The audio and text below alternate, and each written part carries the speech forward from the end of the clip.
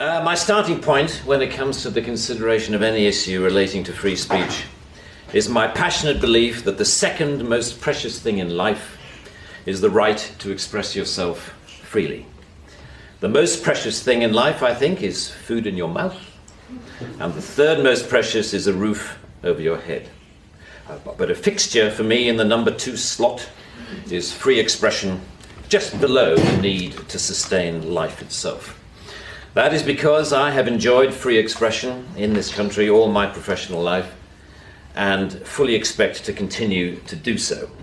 Personally, I suspect highly unlikely to be arrested for whatever laws exist to contain free expression because of the undoubtedly privileged position that is afforded to those of a high public profile. So my concerns are less for myself and more for those more vulnerable because of their lower profile. Like the man arrested in Oxford for calling a police horse gay, or the teenager arrested for calling the Church of Scientology a cult, or the cafe owner arrested for displaying passages from the Bible on a TV screen.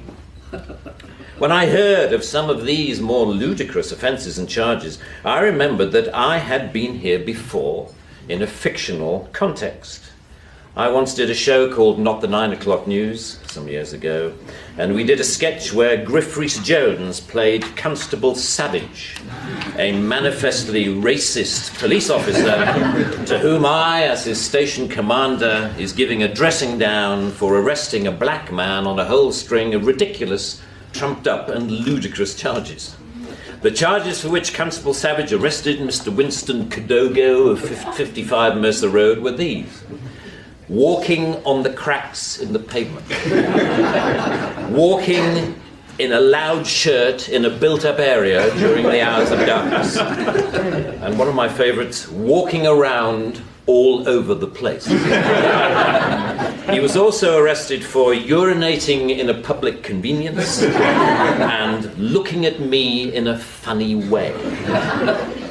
Who would have thought that we would end up with a law that would allow life to imitate art so exactly?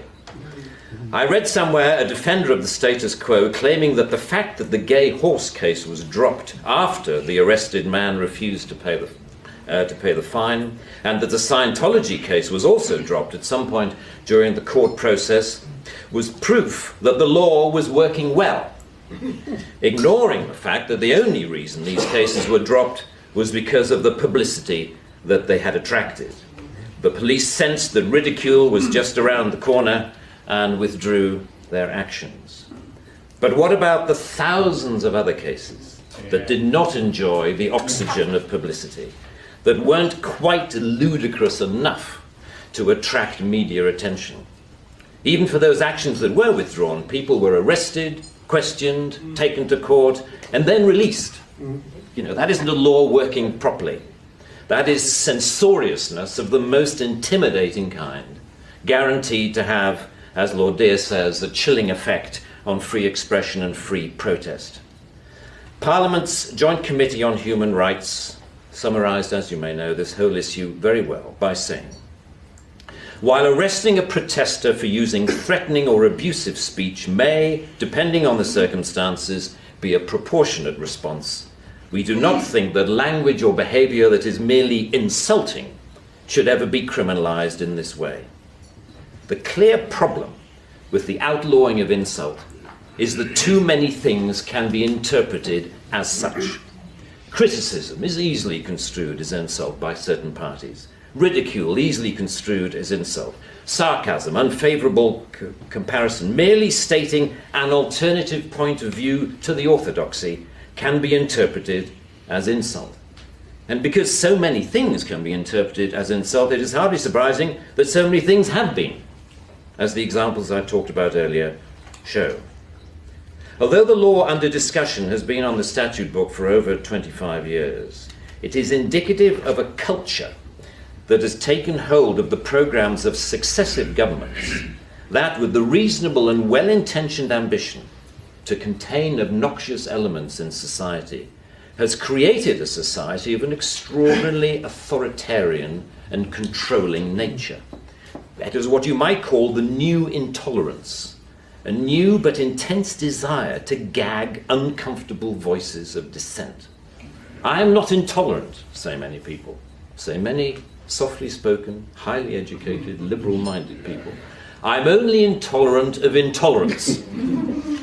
And people tend to nod sagely and say, oh yes, wise words, wise words. And yet if you think about this supposedly inarguable statement for longer than 5 seconds, you realize that all it is advocating is the replacement of one kind of intolerance with another, which to me doesn't represent any kind of progress at all.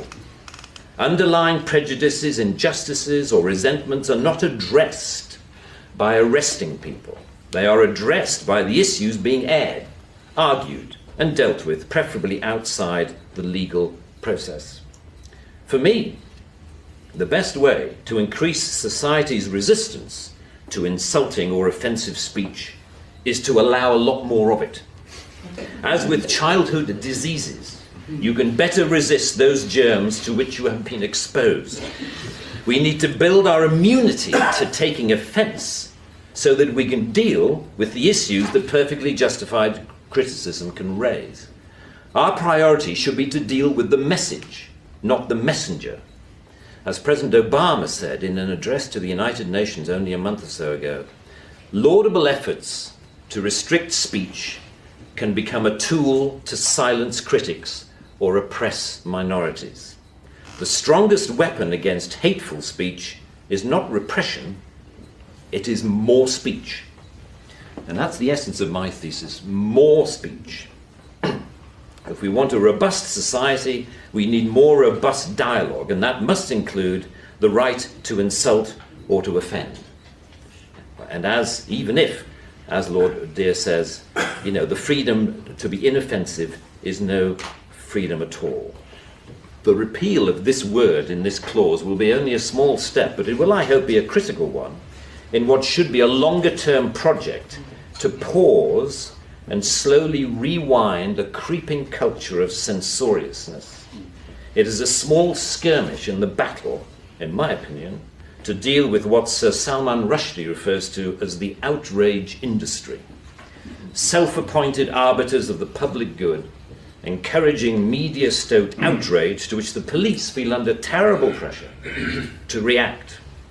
A newspaper rings up Scotland Yard. Someone has said something slightly insulting on Twitter about someone who we think a national treasure.